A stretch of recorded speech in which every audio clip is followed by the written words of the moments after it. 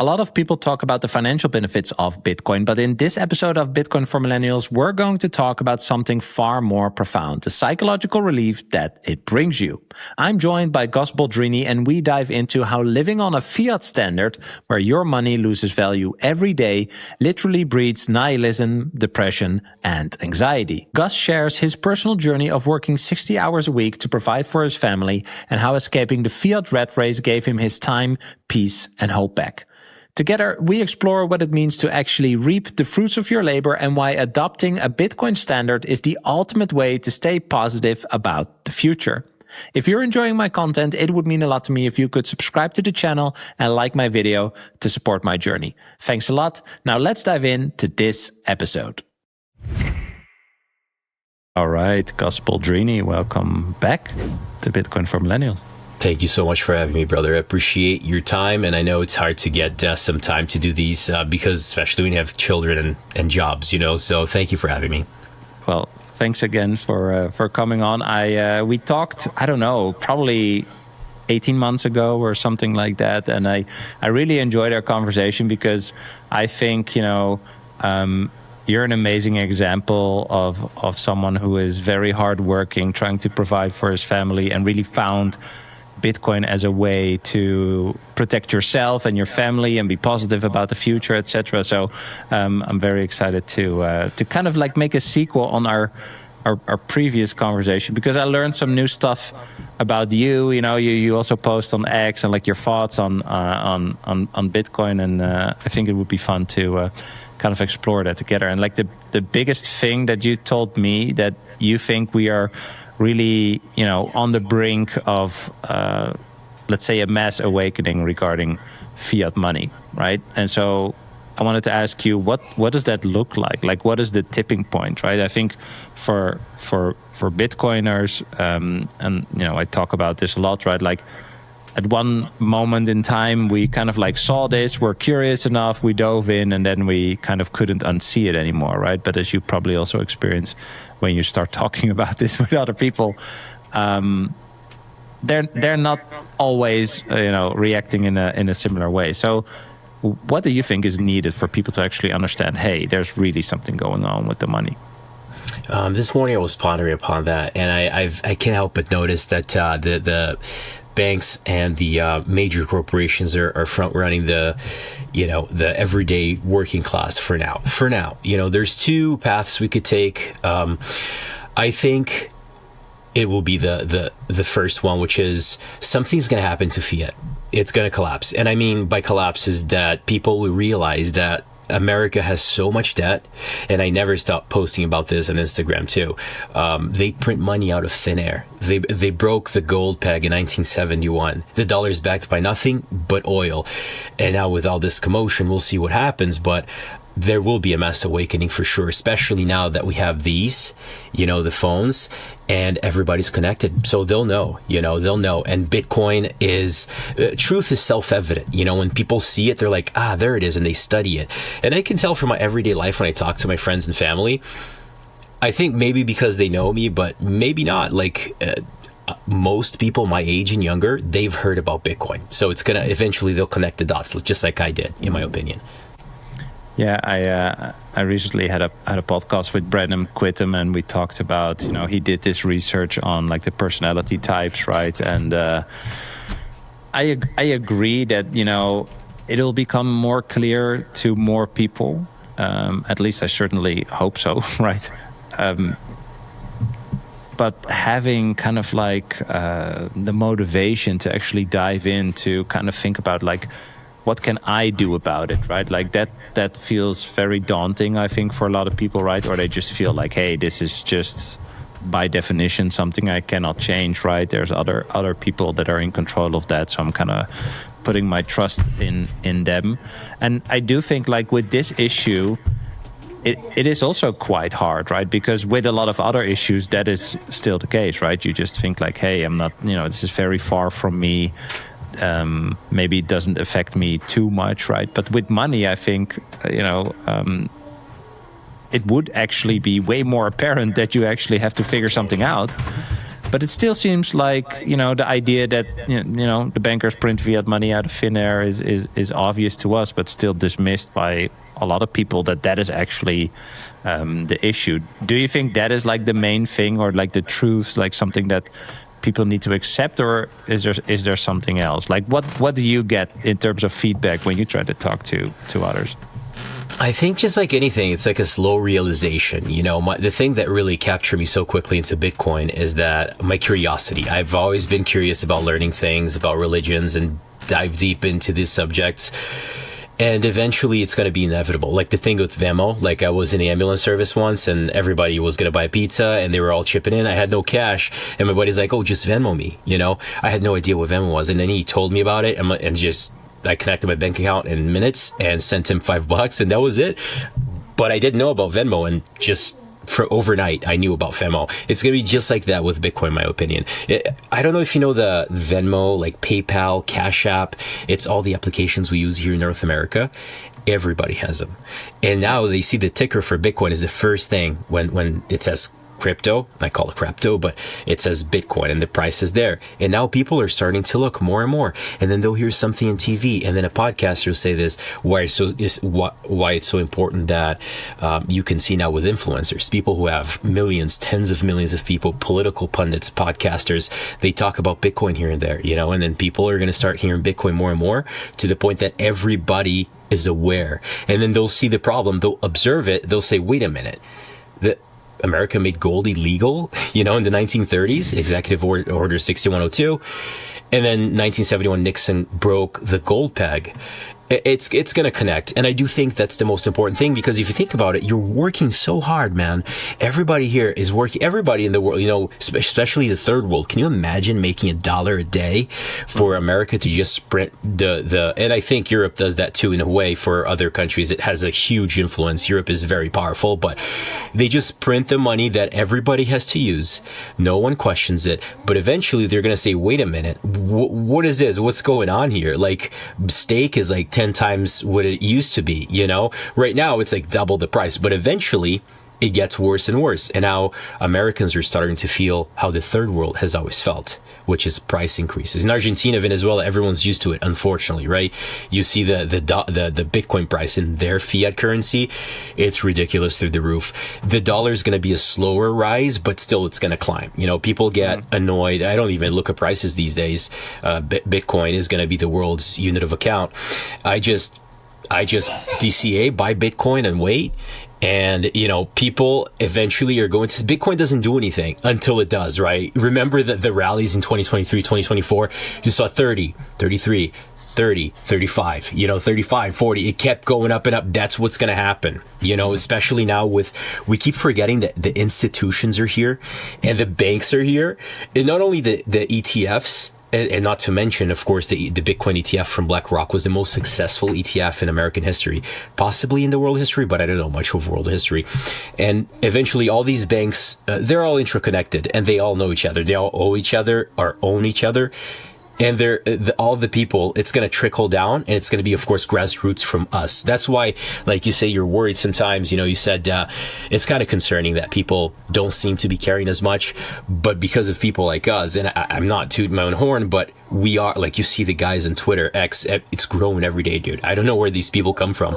People I didn't even know. There's the old accounts that follow you, that you interact with, and then more start popping up, and you're like, oh, nice, more people are joining. Oh, class of 2025, class of 2026, more people are coming. I see it. We just don't see it because it's the grand scheme of things. We're small humans in the end of the day. If something happened to you tomorrow, could your family access your Bitcoin? Not probably, not they'd figure it out, but with certainty. I've thought about this a lot. Whatever custody solution you are using, inheritance is the piece most people haven't solved yet. Billions in Bitcoin have already been lost because someone died without a plan. With OnRamp, inheritance planning is built directly into your custody setup. Your Bitcoin stays segregated and in your control, secured across independent institutions in multiple jurisdictions, insured through Lloyd's of London, and accessible to the people you choose when they need it. And it doesn't matter where in the world you or they are. You can book a free consultation to learn more at onrampbitcoin.com/Bram. That's onrampbitcoin.com/Bram. Most people stop too early with Bitcoin. They buy it, maybe move it to a wallet and think they are done. But they're not. The real questions are how you're securing it, how private your setup is, and whether you're verifying your own transactions or trusting someone else. And what happens to your Bitcoin when something happens to you? This is the layer that most people ignore, and it's the most important one. That's why I've been working with the Bitcoin Way. They help you set up self-custody properly, including privacy, cybersecurity, inheritance, and even running your own node. And they do it without ever touching your Bitcoin. They're not a custodian. They're your support team. If you're serious about this like I am, go to thebitcoinway.com/Bram, that's BRAM, to book a free call. They'll walk you through your setup, personalize everything to you, and help you get a much stronger position very quickly, whether you're a beginner or more advanced. That's thebitcoinway.com/Bram. You share a lot about, how fiat money makes people very nihilistic and depressed, right? I also see it. I don't see it a lot, but I also think that a lot of people just don't talk about money, right? Or what their relationship with money is or how it's going and stuff like that, right? What have you seen? And maybe you can share like your thoughts on this, why you think this happens, but also, like what have you seen in, with the people you maybe love, you try to, tell them about this, but, they just have a hard time seeing it. Well, thank you. You clearly have seen my posts on X, because that's exactly what I point out. Fiat makes us nihilistic, and it's a big problem. People are not getting married anymore. They're not having children. They're worried about the future. And every single influencer, political pundit, I mean, you name it, big voices, Alex Jones, and there are so many others. This is just one example because he's got tens of millions of viewers, and the nihilism is palpable.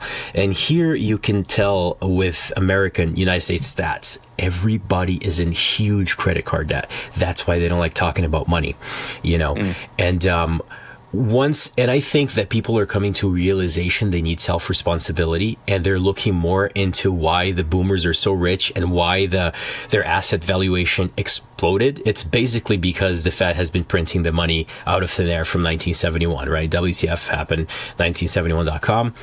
And the older generation's assets are all going up, exploding in value, and they're stuck with extremely high prices with no assets. Some of them have a small savings here and there, but they're going to notice, especially when they watch Bitcoin hit 250,000, 300,000. It's inevitable, because they're going to print more money. They're going to have to print even more money. If you really want to see it, for example, for people, is our interest on the debt alone. It's going to hit 1.2 trillion. At least it's projected to hit 1.2 trillion this year alone. Last year, I think we capped out at almost a trillion. Depends who you ask, who's looking at the stats. And it's going to be more and more, because what was it, by 2050 we're projected to hit 100 trillion, which is a ridiculous amount of debt, and they just keep kicking the can down the road. The reason why Bitcoin is inevitable is because they keep kicking that can down the road. Yes, they'll use, stable coins, because now with the Clarity Act, stable coins are going to basically be fully legalized. And also the good thing about the Clarity Act, haven't read it thoroughly, but I had ChatGPT basically make the main points and summaries about Bitcoin. And it does, not that we need it, of course, it's free speech, First Amendment, but it basically puts into law, it codifies into law that your right to self-custody is it's your absolute First Amendment right. So that's going to be good. I hope that passes. I'm watching that very closely. And people eventually are going to watch the Bitcoin price go up high. Like I said, in Venmo, Cash App, PayPal, everybody has that here. One of those, every American, especially in our age and under, they're always watching the ticker there. That no matter what, it's always going to be in their faces. And as more and more people adopt, and I think it's going to be a meeting. People say it's going to be grassroots. Some people say it's going to be institutional. I think we're just going to come right midway, And it sounds crazy. It sounded crazy that the Wright brothers flew. Oh, a New York Times posted, humans won't fly for 1 million years. Yeah. 5 years later, the Wright brothers flew for the first time. 10 years later, there was planes and jets and in wars, God forbid. But unfortunately, that's what it is. It's just going to take a long time. But therefore, I also think that stories, also like yours, because there's something else that I really love, and basically also how you live your life, right? That is an example for other people, even though, you told me like you're working 60 hours a week, right? But I think that you also experienced like a big shift in being, having it more peaceful and feeling more fulfilled, right? I think you have a soccer team of kids, right? Almost. And this all came to you when you actually grasped Bitcoin. So could you maybe explain like what kind of relief, like psychological relief, you felt, simply by changing the way you save? Well, it's knowing that I have my time back. Once I realized what the banksters were doing, I was livid. I was really angry, and it just made me more nihilistic. And then, of course, every time if I'm depressed, if I'm sad during the day, it happens. We're humans. I remember, oh yeah, there's Bitcoin. When people truly understand what Bitcoin is, it seems like I'm a broken record, but it's true. When people see what Bitcoin is, the hope that it provides, because now all of a sudden you're working, and yes, you're earning the fiat bucks, but then you immediately DCA into Bitcoin, and you watch those sats grow, and you know that eventually Bitcoin's going to keep doing NGU thing as it has always done. That's the thing that it does. The hash rate goes up, the price goes up, the halving happens, it almost doubles in price. It's going to keep happening every 4 years. Presidents come, presidents go, and it gives me hope, especially for the general society, that in America now the Bitcoin and unfortunately crypto or crypto in general is now being more spoken about in the open political debate. So now it's letting the culture know, that people know, that the average Joe who maybe has a corporate job and is afraid to speak up, like you said, they're more reserved because they don't want to say the wrong thing because they really want the promotion, and you don't know if the boss likes Bitcoin or not.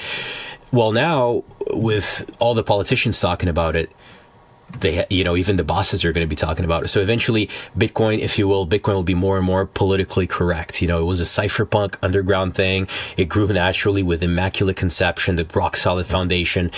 And now it is just poised to be the world reserve currency. I spent my day thinking about that. And I think when people get that feeling, when you work hard and you're actually reaping the fruit of your labor, and that it's going to go up in value over time, that everyone is going to get into Bitcoin. That there won't be an option. Maybe the older generations won't be as much into Bitcoin, but you see boomers all the time in Bitcoin. I love Lawrence Lepard. Imagine how many people his Orange Pill. Jeff Booth. He had a massive following even before Bitcoin, with a bunch of people in the business world, financial world. He brought a lot of people into Bitcoin, and those people will bear fruit. Just those people will talk more about Bitcoin and want to spend the Bitcoin. That's why I always, nowadays in my day-to-day life, be the change you want to be in the world, I always ask, hey, do you take Bitcoin? Oh, okay, no biggie, you don't take it, that's fine. Can I pay in Bitcoin? I accept Bitcoin. I changed the protocols in the company today, and I clarified. I put in for our SSOPs, standard operating procedures, I put in our Bitcoin Lightning address. So, whenever someone, now we have 2 girls in the office all the time, besides my mom and my wife, they will now have our address to charge the 40% deposit, beforehand, before we start the job. And so I think it's going to be more and more, I'm very hopeful. Bitcoin will give humanity that hope. And I mean humanity because the third world is suffering more than we are. People wonder, why do people just walk here, get on boats and go to Europe? I'm an Italian citizen. I'm an European. You are an European citizen too, right? Mm-hmm. Yeah, so I'm sure you sometimes hear it on the news, just people get on boats and just go. Of course, it's wrong because people are putting their children in danger, but we have the money printers. People are just doing what people do. They want a better future in a safer society. We should be flattered. We form beautiful societies, and in the end of the day, it's not really fair that America prints the money the world has to use. And then we use that to, the banksters use that to bribe politicians to do their bidding. And eventually you see that cycle. Thomas Massie just lost the Senate race, and now people are more frustrated. So now I get the opportunity to go in these, even though I'm not political at all and I don't get into politics, but I go in these politics, X accounts, and I just, hey, Bitcoin fixes this. Bitcoin separates money. I sow the seeds. I'm always sowing seeds everywhere in every aspect of life. Yeah, but people are seeing it more and more. You can't vote your way out of this. Could you potentially, if you have a large enough number, let's say we have 50 million eventually Bitcoin maximalists, God willing, now all of a sudden you can sway elections. And you can see when Trump endorsed Bitcoin in the Bitcoin conference, all Bitcoiners' eyes and crypto people eyes were on that stage, and just you could see the poll numbers for Trump going up. Like, as he spoke, you could see it, So now the politicians are aware. If I don't like this Bitcoin thing, I really won't have a big part of the young population voting for me. Yeah. So funny, right? That Elizabeth Warren in like almost straight reaction was like, I'm building an anti-crypto army, right? It's just like she doesn't even know why. She just hates everything that's not everyone that's not thinking like her, right? So if this person is pro, I'm anti this. Yeah. I also do feel like once you really get deep into Bitcoin, you also create this skill or acquire a skill that helps you to kind of like zoom out more and kind of like see what you were you've just said this about. before. Yeah, right? You've said this before, and it's true. I think that makes it also a bit more peaceful. Like you're less hung up on all the politics stuff and whatever, because you just understand it's just a messed up game. Right? I went back on our podcast and listened to that, and it took me a couple listens. I listen to our podcast sometimes, and mine and Robin's and mine, just to see what I can do better and maybe ponder more about and talk about. But you said that, and it stuck with me, man. Like when I'm working out or working, I'm like, what did he mean by that? Is it an acquired skill or an innate thing, right? Nature versus nurture thing. And I'm beginning to think it is a skill. And I think every person is able to do it somewhat more than others, maybe, if you will. But absolutely. I love that. That's true. Yeah.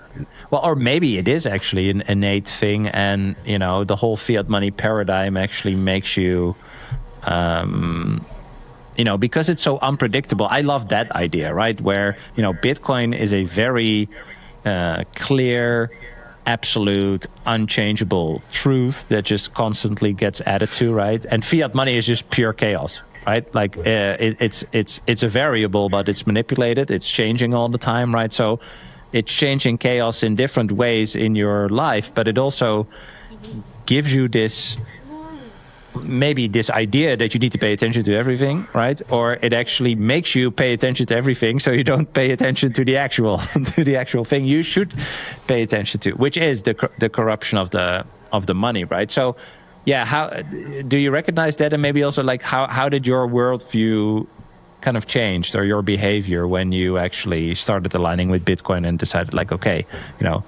I'm gonna save in this thing for myself and my family. No, it comes back to deferred gratification, right? The Bitcoiners like to call it low time preference versus high time preference. I've always called it deferred gratification. There are studies on children about this, that some children, or most children, will choose they can either take a marshmallow now, exactly, but you tell them, and that shows the humanity. You tell them, listen, you can wait a couple hours. Don't have the marshmallow, I'll give you 4 more, right? I forgot the exact numbers. And a lot of kids will wait. They'll do the deferred gratification thing. But why are we not doing it now? It's because of fiat. Fiat has the incentive, like you said, chaotics. And I was going to say something, but I'm always careful with my language to not, screw up people's YouTube channel.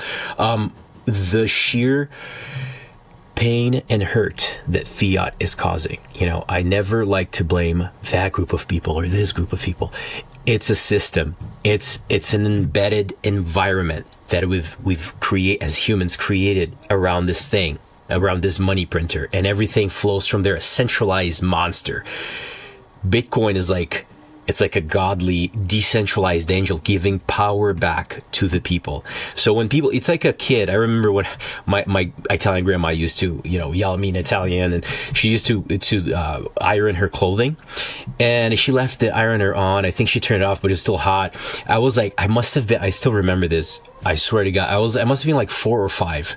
I remembered it because I put my hand on I'm like, oh, so pretty. She wasn't in the room, and I burned my hand. I'm like, immediately your brain's like, stop. When people get familiar with Bitcoin, this is why I love what you're doing, what Paul is doing, what Robin is doing. There's not enough Bitcoin podcasts, and it's really selfless. You're taking your time to educate people, and it does. That's why I always write, comment, fam, like, subscribe, comment, give them a like, share with people, clip it, put it up, because the algorithms do get triggered, and then you're basically doing Bitcoin evangelism through social media. It does, because everybody's on social media now, and people will discover what Bitcoin is, And they'll say, do I want to burn my hand on fiat and suffer in pain for the rest of eternity? Yeah. Or do I want to see this thing here that's a bright orange future? Humans are going to choose the least pain possible, because it's a signal, it's an evolutionary signaling for your whole body. Your nervous system is completely interconnected with your body, directly to your brain. And people are, I like to say, people are smart, man. We don't give credit, and I mean everybody, like we Bitcoiners, we don't give people enough credit, Eventually they'll see, they just haven't gotten the chance. Like when I was in the pizzeria in 2013, I like to tell this story. I came out, I was just sweating, making pizzas, my boss yelling in Greek. And then I come out to the bar area, and I see on TV, Bitcoin, is this something? Is it a scam? I still forgot the exact language, but I'm like, Bitcoin. Interesting. A digital currency. That makes sense. I took my water and walked away. The worst mistake of my life. But, right? I mean, I should say, I guess so, but the worst financial mistake of my life. But then, you see that seed got planted. And then when I downloaded Robinhood with my friends in 2021, shout out to Diogo, my childhood friend, Ivan came over, his brother came over, we all had a barbecue. It was a nice family, our friend gathering from childhood. And we promised to each other, we're going to just buy $100 of stocks every week. And then I saw this thing go boom. It just, Bitcoin doing what it does, from like, I forgot, 10,000 to like 64,000. I watched it do that, from the beginning of 2021 through like April and May. That was the all-time high, I believe. And it was like 64,000. I'm like, oh, what is this? Oh, I remember this. I heard that in the pizzeria. I bought $100, and then I watched it dip. And then I think with the number go up, technology, and it is a sort of a side effect or a small part of, the Bitcoin iceberg, is just the thing sticking out of the water is the price, because it's what people talk about the most. And I would say, unfortunately, but not really, because it is a health indicator. But under that is like freedom, happiness, hope. Your money and time is back to your family, instead of the banksters printing it and inflating it away. So I think people will get the hand off the hot stove or the hot ironing thing and go, all right, let's go to Bitcoin. What is this? Let's study it. For my European friends that want to buy Bitcoin with ease, check out Relay. I've been a longtime fan and happy to partner up with what I think is the best Bitcoin-only platform for Europeans. They offer a super simple, beginner-friendly app with no distractions and no shitcoins. You can do a quick one-time smash buy or set up automatic purchases when you're stacking regularly.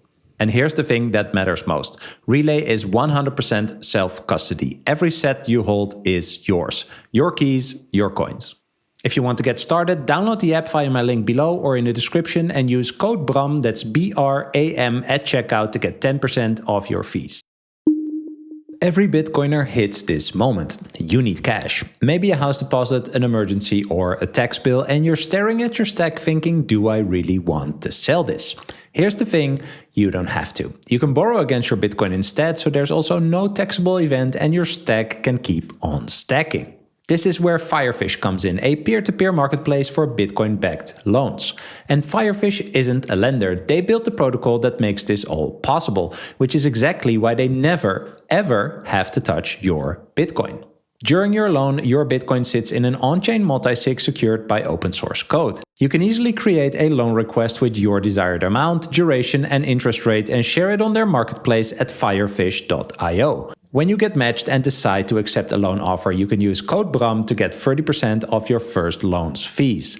That's firefish.io and code BRAM. It takes time, and I think you're spot on in terms of like the podcast, and there's not enough podcasts, right? We just have to make like so many possible touch points told by so many different people in so many different ways, right? That it will also actually reach so many different people in so many different ways, right? Like how I talk about it is not how you talk about it, right? And you will touch other people than I do, and that's an amazing thing. And the fun part is actually that everyone is in that sense working for Bitcoin, right? In any capacity. Yes. And so that by itself, I think, is extremely interesting, right? I wonder, the only other topic, I once had this conversation actually, the only other topic where this is the same thing is with like religion, right? It's kind of like a decentralized thing. Like, there's a pastor in Sydney talking about something, and there's one in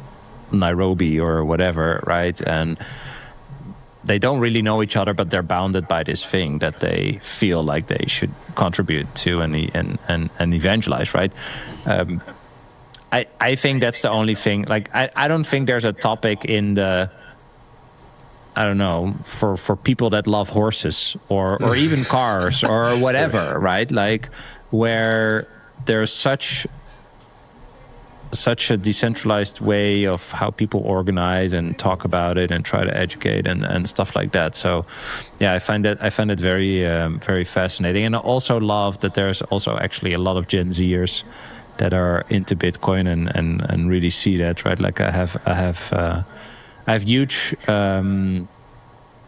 I'm very happy for like 50% of them. I think it's like 50-50 in the Gen Z, right? It's like 50% is like, F all of this old stuff. I'm going to figure out how the world works. I'm going to make a direction. I'm going to, think for myself and do my own stuff. And the other half is just very nihilistic, right? They kind of gave up, like, it's all messed up. And, oh yeah, that's something that I also wanted to say.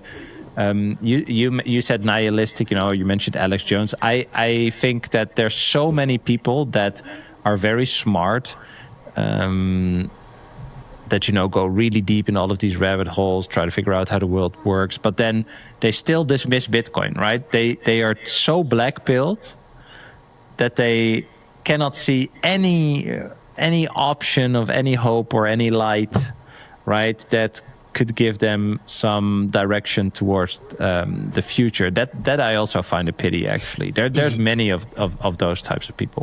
I think that it's a lack of having it in front of them. If we put it in front of them, it's like a beautiful hot meal with a beautiful cup of water. When you're lost in a desert, all of a sudden this guy comes to save you. He puts a table in front of you. Yeah, but Epstein made it. Yeah.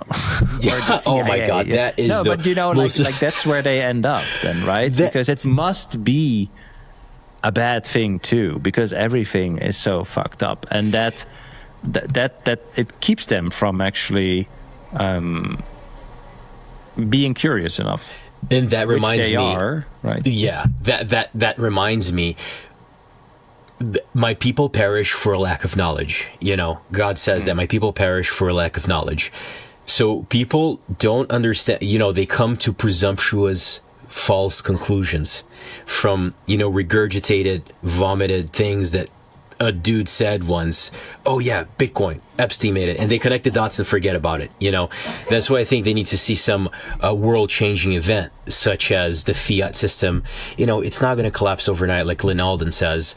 It's like a transition, but it's going to be visible and palpable to people to notice the changes, and as the younger generation comes in, you see the transaction volume goes up, and it is going up. If you look back, I just saw one of my memes today. I was messing my old computer, and it's a meme from 2023.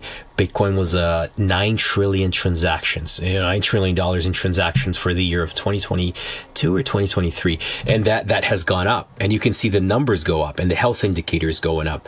And once they see it, they'll say, oh, you know what? They'll connect different dots. They'll see it in a different light.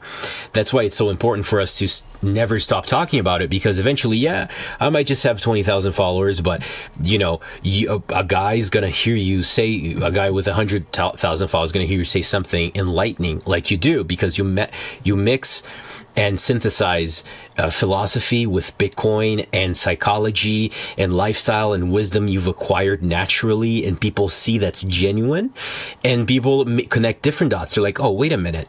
So it's decentralized? Oh, Jeffrey Epstein just funded a couple of core devs in 2011. Well, that has nothing to do with control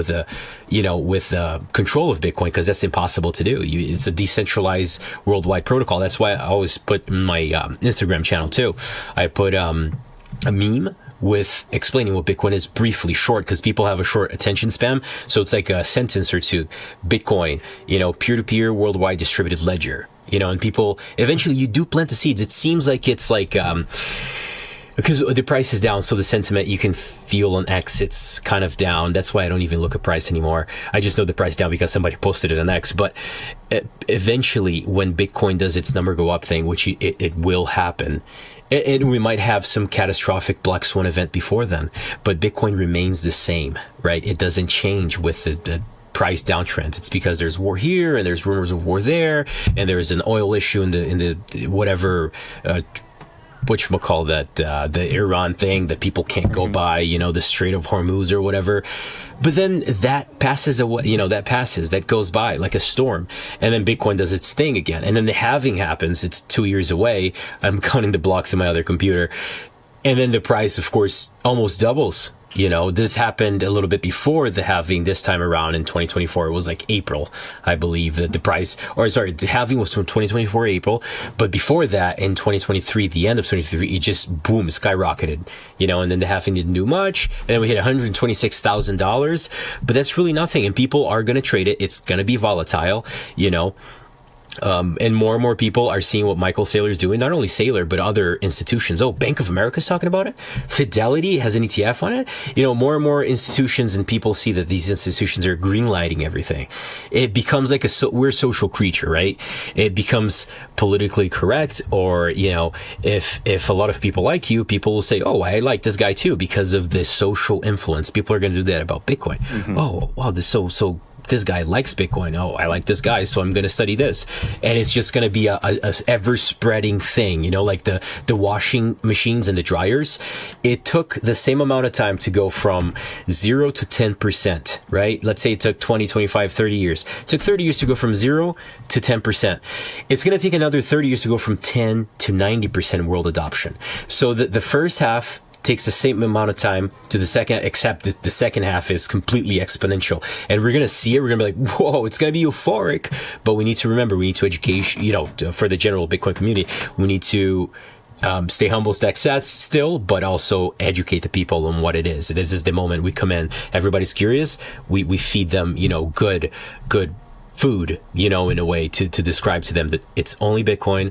Cryptos are really dangerous. You're going to get burned. I got burned in 2022. And so people are going to more and more come to Bitcoin and realize that it's, that positive thing that's going to make their life better, and it's going to improve their psychology, So when we think about the future, right? Like one thing you're doing as well, you're paying your oldest kid in Bitcoin for doing chores. I absolutely love that. So if we fast forward to the future, how do you think, the kids growing up now that grow up in a world where Bitcoin just exists, right? Maybe in your kid's case, they already earned it for doing these chores.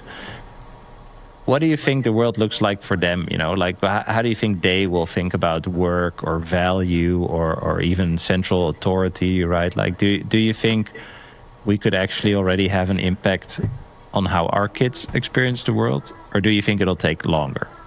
Interesting question. Yeah, that paradigm is definitely going to change. The threshold, whatchamacallit, the window, what is it? The paradigm will change. And like Saylor says, innovation moves one funeral at a time. And the young people is always in touch with technology. My daughter did something in the tablet I couldn't even dream of doing. Like she's in tune with her computer and she knows what to do. And, we do fun games together. And I think it's going to be natural. The way they'll experience the world, that's a great question, man. I'm going to ponder over that, in the next few weeks. And I'm going to think about how the world will be for them, what their experience will be. I think fiat is still going to be a thing, because I think government tokens are maybe always going to be around in maybe our lifetime. But then again, I don't know. Remember, like the Wright brothers flew after the New York Times said that humans won't fly for 1 million years. So you never know. But one thing that I am so positive, I shouldn't say I know this for a fact, but I am so positive that we are going to see a fiat collapse, and it's going to be like a worldwide thing, especially North America and Europe. And then it's going to spread, and people are going to realize that fiat system is a bankster racket. Because it's what it is. I'm not making things up, If the banksters want to sue me, let's go to discovery, because then people it's going to bring more attention to that. And people And they don't want to do that because they don't want to expose their racket, because they like it. They print the money, bribe the politicians. And the Federal Reserve is a private institution. They don't have any reserves. They're not federal entity. The founding fathers fought vehemently against the central bank. And then the second attempt as a central bank was under Andrew Jackson. And that's when he called, you are a den of vipers and thieves, specifically for the guy and his friends trying to institute a central bank in America. He called them a den of vipers and thieves, and then he put them in jail, right? And people forget that because for some reason you don't learn that in school. And then, of course, the third attempt was successful. For some reason. Right. We know that these people have so much power, and they knew what they were doing. It's not an accident. Like, people say, it's just the fiat system naturally arose. Yeah, but it was backed by gold. I could go with a gold paper to the bank and give them, can I have, this is my gold certificate. Can I have my ounce of gold? Okay, thank you. All right, I'm going to go to Italy now with my gold. You can't do that. And even the fractional reserve, like $1 has 10 owners. It used to be, the opposite. At least it was somewhat, regular or more logical. And now, how can $1 have 10 owners? That's why when there's bank runs, the banks run out of cash. And then, of course, they look to the FDIC. FDIC insures depositors for $250,000. What happens to people who have more than that? Of course, they keep their money in assets, but general working class suffer, and they're scared, and they don't know what's going on because they don't study it. That's where we come in. Just explain to them what it is. And Bitcoin, there is no day off. There's no holiday. It's 24/7. Doesn't matter if it's a Sunday at 2 a.m. You can perform your transaction. You can see those things. Like, some people knew that Amazon was going to be something when it was trading at $1.90, and people are like, "What is this? They're selling books? What a crappy!" But then some people are like, "Wait a minute, that could have potential to be to change commerce." And now everything is digitized. They saw the future, basically. Not they saw the future, but they saw the patterns that were going to lead us there. Exactly. Because everything was becoming digitized. They saw it. Blockbuster dying. Yeah, fully agree. What I really like is that a lot of this stuff already happened before. I love what you said about, some people think, this form of money is where we ended up in a very organic way, right? This is the best form of money that we can probably have. The crazy thing is that this is like the youngest form of money that has existed, right? Isn't that insane? That's one. That's crazy. If you're a millennial, it's younger than your parents, right? Wow. Which is a wild thought, but the fiat enchantment is just so big, right? And especially in a Western country, I think you just have high trust toward the government because 80s and 90s were great. Growing up in the 80s and 90s as a millennial, for example, was great. So. And everything worked, and you went to the store and you used the money, and you got a bread or whatever you bought. Like, it just worked, right? So why would you even start doubting that, right? Like, that's quite a doomer thing to do, right? That's what a lot of people. It was peak fiat, right? It was the pinnacle of the fiat world, where they were actually. It was when they started borrowing money, and that reminds me, Clinton balanced the books. We had $0 of debt. It's when that's crazy, by the way. Not a lot of people know that. It's when the scam began in the 1970s, and then they were reaping the benefits, but it's a very shallow thing because it's a scam, and in the end, scams fall because truth comes out, and Bitcoin is the immutable truth. It really does connect. It seems like it's something woo-woo, but it's not. It's a literal truth that's embedded in the ledger. It's not changeable by anyone, and it's governed and in a decentralized way by a protocol, like a rules without rulers. People don't know that. I'm going to clip this. Rules without rulers. And it gives the power back to the people. It gives the money back to the people. It's impossible to stop. It's something that's going to be. I have full conviction that it's going to happen in the next 10 or 30 years. Yeah, I agree. What I wanted to say, I love that. I thought about this before. Like in the early days of the fiat money system, right? I think that's where the most benefit was, right? Like the most gains were made in the beginning, right? Let's say 71 to 81. Let's say the first decade, right? So if you were either the government, right, or close to the government, or in the finance or whatever, like that was the kind of like time where you could really, really profit from it, right? Because you're creating productivity and capital from nothing. But I think for most people, the majority of the population, it's what you said, right? Like 98, 99, 95 to 99 is like peak, or maybe late 80s also, right? Like that was like peak fiat experience for the majority of people. And you can see what happened in 2008. Like absolutely. Wise, food wise, travel wise, like all that stuff, right? Like, and then you get to the 2000s, and people, the economists are, the libertarians are saying, hey, this isn't sustainable. We're gathering a lot of debt. 2008, we know what happened. The great financial crisis. The dot-com bubble is a symptom, I would say, of fiat money, right? But fiat money kind of like fuels this, right? Because the whole VC game is peak fiat money game, right? It's like when you're a VC, you're probably like layer 5 in some sort of money scheme, like where the actual money originated from, right? Someone with, multi-hundred billion says, hey, I think this guy can allocate, this portion of money. And then that guy thinks, well, I'm putting it with these guys to allocate it, and et cetera, right? So it's kind of how the VC game is. But I think the dot-com bubble is a symptom of that. 2008, even more, and I think it's very easy to argue that it never finished or was never fixed, right? Like after 2008. And that's the fire I'm talking about. That fire is like a wild forest fire, and it just burns everything in its path, and people suffer, and it hurts, and a lot of people lose houses and business and jobs.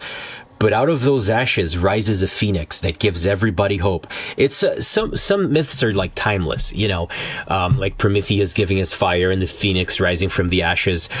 This is why Bitcoin gives me hope, gives the world hope, because it's a brighter future. Because Bitcoin doesn't give you problem. Like we're talking about the problem right now, to give the people the solution, and Bitcoin is that solution. It's the solution to not all the problems of life, of course. If you're a criminal, if you're robbing, if you're, you got more soul searching to do. But if you're average Joe, most people are good people. All of a sudden, you have this option that it will improve most things in your life. Now you're working, you're applying yourself, and you're getting the reaps of your labor. You're reaping the fruit of your labor. Mm-hmm. There's centralized control over the money, and therefore centralized control over your life. You're basically enslaved in a financial way. Okay, messed up realization, right? Like that is a multi-messed up realization, with multiple levels. And a lot of people just don't want to believe that, although, and this is, I think, the surprising part, right? Like, so for people that know me in real life, or for people that know you in real life, right? It is just so simple to just dismiss it and be like, he's talking crazy stuff or conspiracy stuff or what a doom or whatever, right? And so I just wonder, like, how you experience that, because I'm just thinking, right? I'm just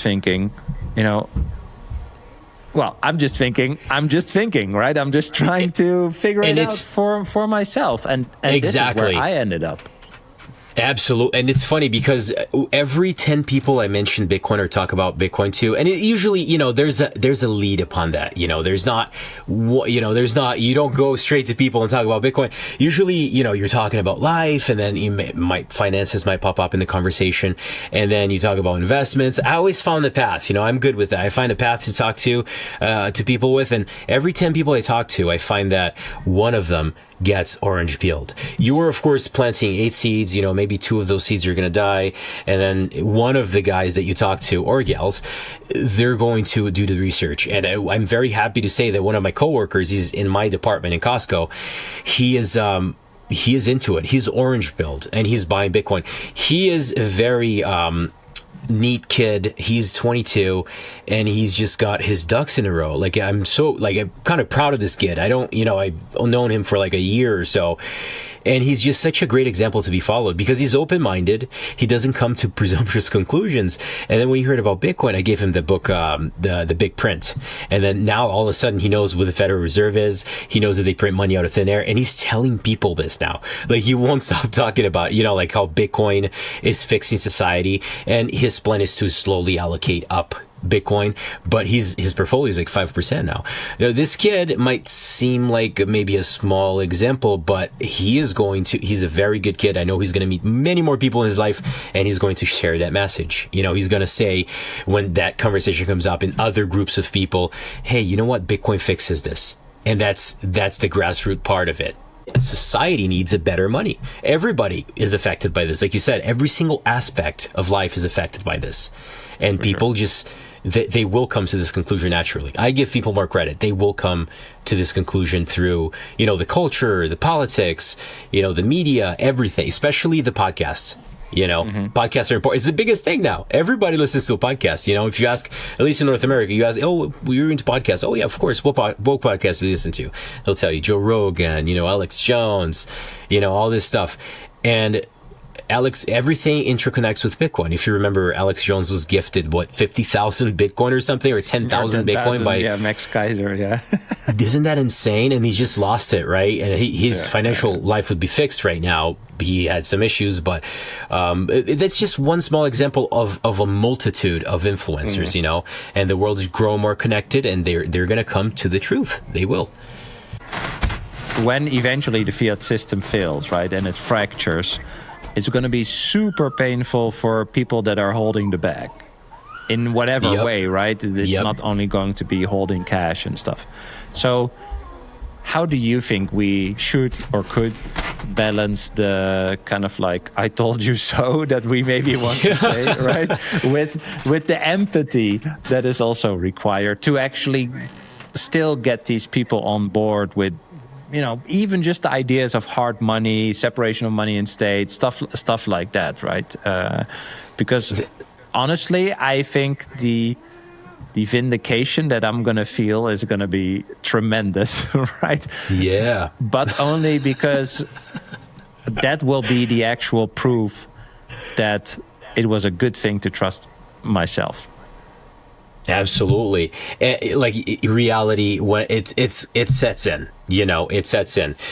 So I love what, I just had a little bit of an epiphany that, Bitcoiners keep saying this. I sometimes don't understand why. Stay humble, success. Stay humble, success. We're training yourselves for when this fiat collapse happens and everybody's hurting, to stay humble and be like, hey, have you tried this? This. Yeah. And it's going to click like that for them because remember, they heard about Bitcoin here and there from friends, coworkers, TV, media, podcasters, social influencers, and the dots are just going to connect. In the end, it's like when the iPhone came out or the smartphones came out. I did not want one. For some reason, I was just like, nah, I don't need that. I had a flip phone, and it was 2015. And then all of a sudden, I had to get rid of my flip phone because it broke. And I'm like, I'm just going to get a smartphone. I'm like, man, why didn't I get this before? It's so good, And it is because you can organize your life. There's so many applications that you can apply to your life. People don't realize how useful it is. Some people say, oh, it's very bad. Not necessarily. Depends what tools you're using. The internet was around then. Some people were doing bad things with it. Most people were doing good things with it. And now that everything is online, work, commerce, relationships, gaming, everybody's online. It blows my mind that people don't realize that literally everybody's online. Everybody's online, whether they're gaming, buying things in Amazon, commerce, relationship. People are meeting their spouses online. Eventually that Bitcoin dot comes in. That's why I say Bitcoin is swallowing the globe whole. It's just going to be something that sets in like a square peg in a square slot. It's going to be like a glove. And then we stay humble, stack sats and tell people, hey, I've been doing this for a while. If you have any questions, come to me and I can, I always point people up to our podcast, to Robin podcast. And, they might not necessarily relate to my life experience, but then you have, a different podcast guest on and some person likes that guy because they do pretty much the same lifestyle. And it might be, attractive to some Christian Bitcoiners with a large family or immigrants or whatever. It's amazing how everything interconnects. and humanity is just one big family, and it's coming together. You can see that. You can see that through everything is online now. It's amazing that people don't. It just blows my mind. People don't realize that that life is going to be online. It's just going to get more and more too. I agree. All right, to wrap up, what is one thing someone listening, a millennial listening to this right now, you think needs to do today to protect their energy and time before, this mass awakening to fiat money actually hits? And you cannot say study Bitcoin. Yeah, interesting. Spend less than you earn. Have a surplus, and that's interesting. And surround yourself with people who are like-minded. And if you don't have I should say bad people around you, but people who don't have that flourishing mentality, that mentality to prosper and thrive in life, in anything that you do, be it physically, emotionally, psychologically, everything connects. Surround yourself with those people. This is part of why I love the Bitcoin community. Everyone's working out, eating healthy. They're inspiring me. I got to 250 pounds and actually 255 pounds. And I'm like, dude, like I told myself in the mirror, you're not going to, you're going to unalive, right? You have a baby boy, like he's 8 months. Like I had a 1-to-1 with myself and I took a picture in the mirror, posted just to shame myself, because there needs to be like a trigger, and like you said, some people might not come to that realization before the great collapse. Lawrence Lepard calls it the big print. Some people call it the great collapse, but it all connects. When you study Bitcoin and you realize what's going on here and there, I'm not a very expert. You're more into the macroeconomic world, and I listen to you because of that.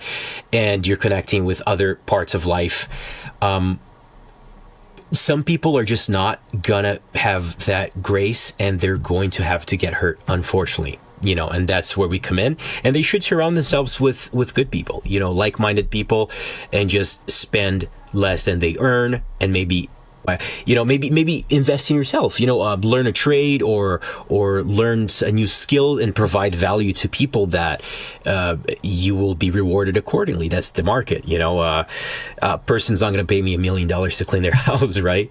So I just clean more houses, I hire people, provide value, and the world is going to give back to you. And if you're always negative to the universe just says yes. The universe does not know anything else. It's yes, yes, yes. If you're like, oh, I suck, I'm terrible, all my friends are, the universe is going to say yes, yes. But if you start saying, oh, life is great. Wow, what a beautiful guy. Wow, this is if you keep being positive and surrounding yourself with positive people, the universe is going to say yes. It's going to reinforce that.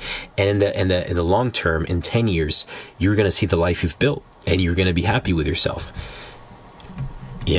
Love that. That's one of the best endings I think I've had on a podcast. So thank you for that. Thank you so much for your time and your insights. And I'm rooting for you. And thanks, man. Really, really appreciate it. Thank you so much for having me on, brother. Cheers. I hope you enjoyed this episode. If you did, you can click here to find more just like it, and click here to find all Bitcoin for Millennials podcast episodes. Also, if you want to help me shine a light on the message of Bitcoin, please like this video and subscribe to stay connected. I hope to see you for our next episode. Bye.